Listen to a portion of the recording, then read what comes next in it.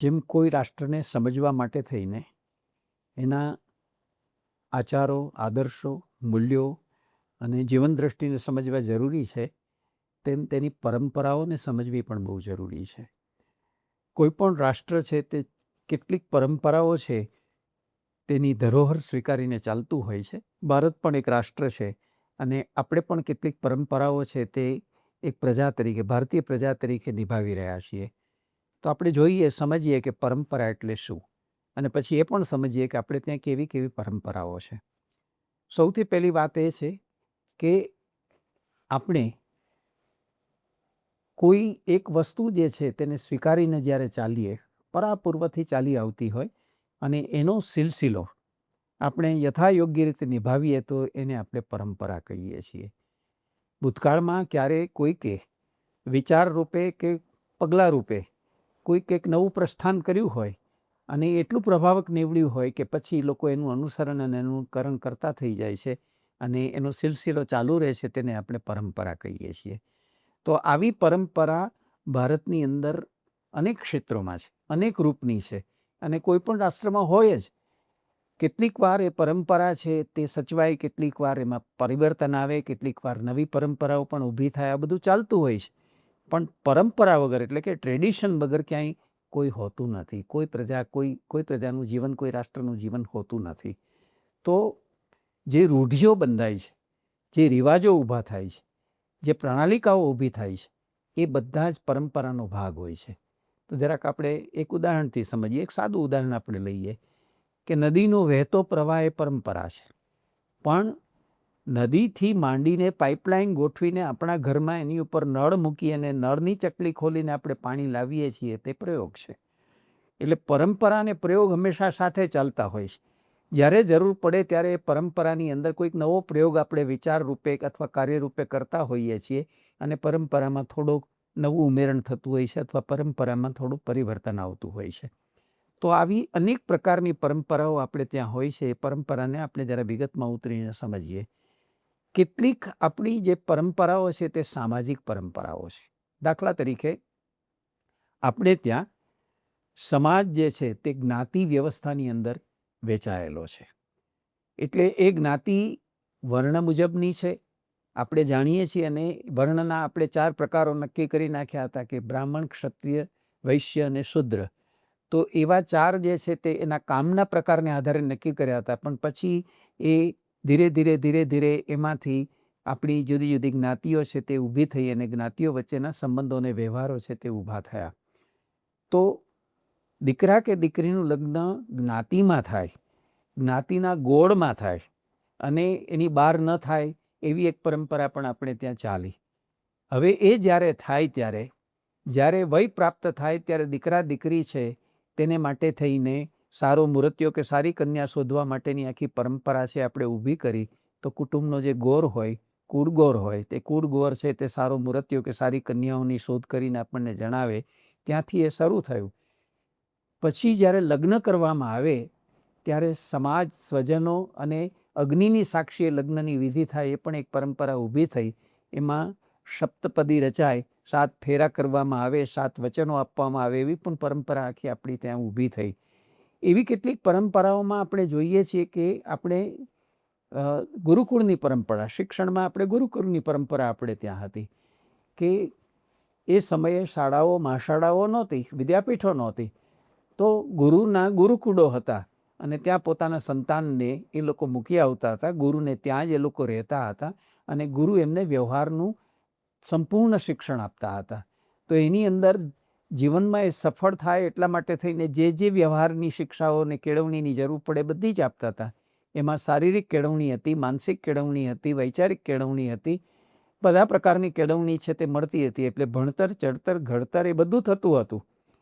12 વર્ષની ઉંમરે મૂકી આવે ને 24 વર્ષ સુધી ગુરુકુળની અંદર રહે અને ગુરુકુળમાંથી એ પાછો તૈયાર થઈને નીકળે ત્યારે ગુરુ જે છે એની સમાવર્તન પ્રક્રિયા થાય, એને ઉપદેશ આપે, કેવી રીતે એને સ્વાધ્યાયરત રહેવું, કેવી રીતે ધર્મનું આચરણ કરવું, એવી રીતે જાણે દીક્ષાંત પ્રવચન આપતા હોય એમ શિખામણ આપીને મૂકે અને ગુરુને કંઈક દક્ષિણા આપીને ગુરુને ત્યાંથી વિદાય લે.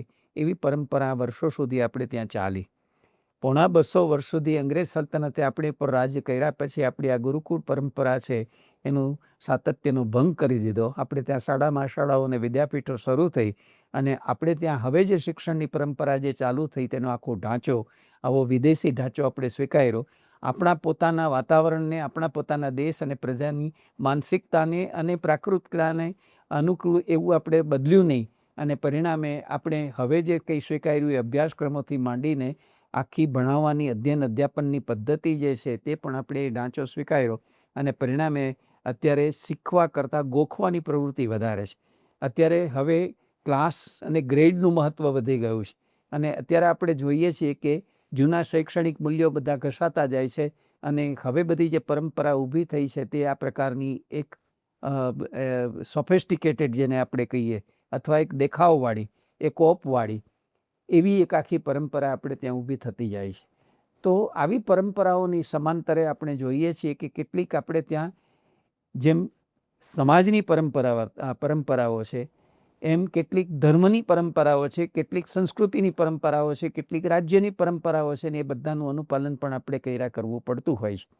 દાખલા તરીકે જેમ ગુરુ શિષ્યની પરંપરા હતી તેમ આપણે ત્યાં સાસુ વહુની પણ એક પરંપરા હતી.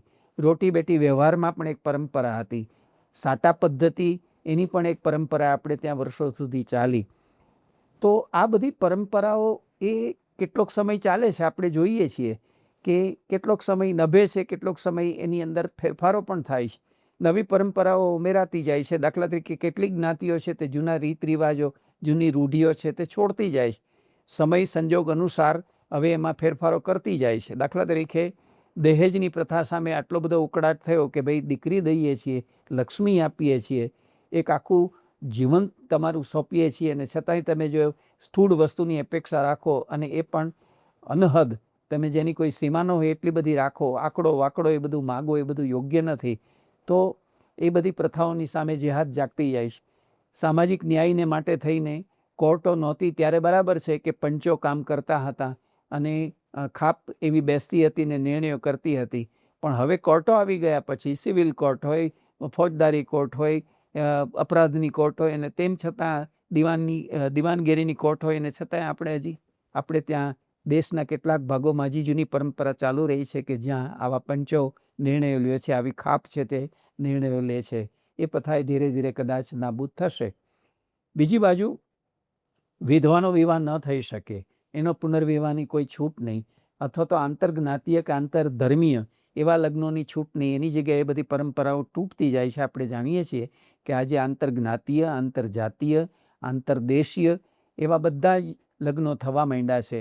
એટલું જ નહીં, આપણી જે જૂની પરંપરા હતી કે જે વડીલો નક્કી કરતા હતા વર કન્યા છે તે, એટલે કે પસંદગી એમના દ્વારા થતી હતી, એની જગ્યાએ લવ મેરેજીસ આવ્યા અને લવ મેરેજ પછી લિવ ઇન રિલેશનશીપની પણ પરંપરા આપણે ત્યાં ઊભી થતી જાય છે.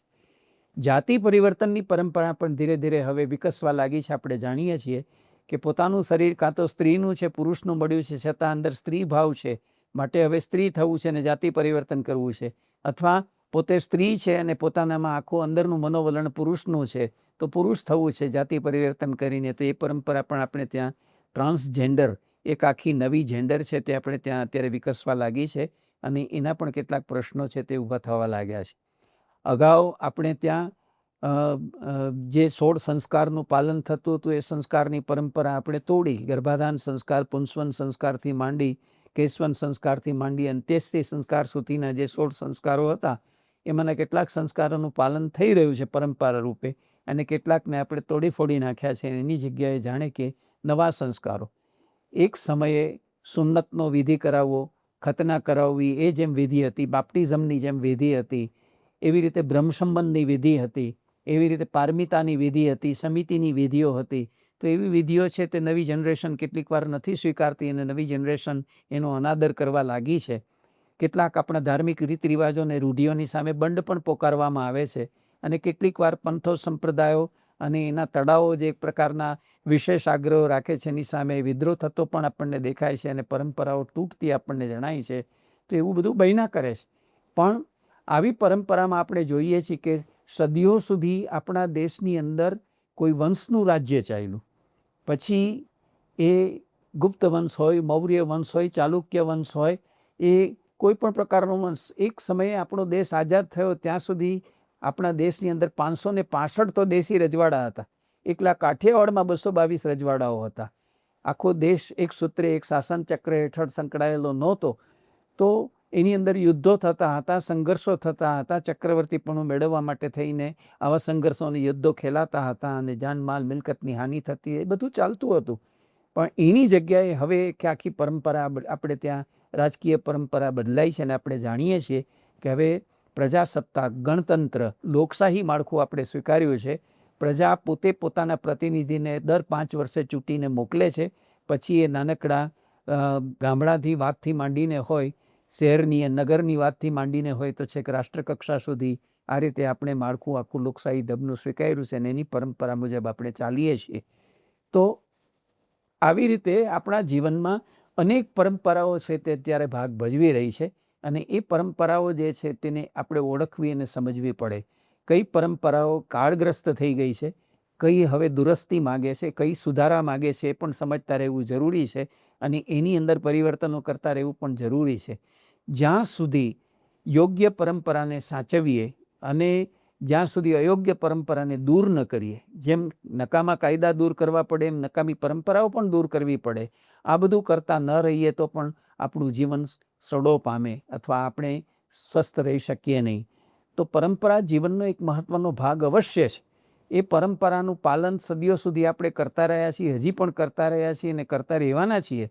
પણ એ પરંપરા છે તેમાં સારા અંશો કયા છે અને નઠારા અંશો કયા છે એ વિવેક બુદ્ધિપૂર્વક નક્કી કરીને એની અંદર ફેરફારો કરતા રહેવાનું કામ પણ આપણી વિવેક બુદ્ધિ સાથે આપણે કરતા રહેવું જોઈએ અને તો જ આપણા રાષ્ટ્રનું આરોગ્ય અને સ્વાસ્થ્ય છે તે જળવાઈ રહે.